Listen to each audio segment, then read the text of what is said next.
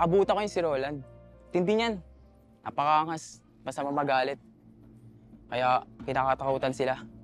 Siga din siya? Oo, sobrang siga.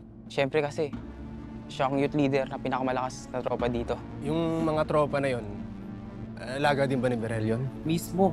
Wala silang kinakatakutan, maliban siguro kay Berhel. Nice. Sige tol, salamat ha. Salamat tol. Cool.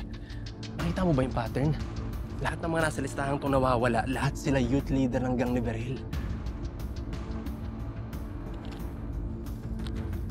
Oo nga, no.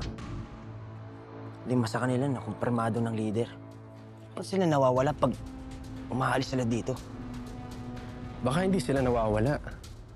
Baka binibigyan sila ni Berhel ng trabaho sa sindikato sa labas, kaya sila nasa underground.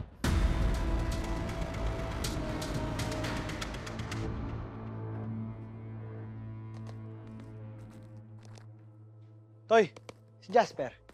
Nakita ko, dumaan dito kani-kanina lang. Pumunta siya doon, sa opisina ni Boss Berhel. Mukhang mainit nga yung ulo, eh. Sige.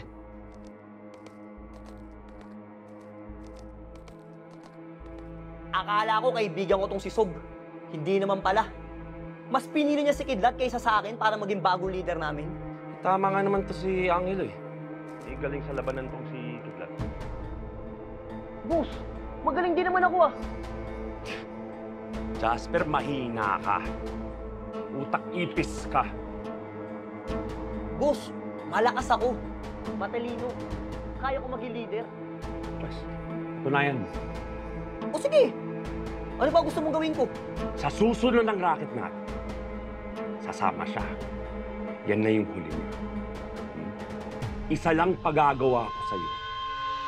Kailangan patayin mo yang si Sob.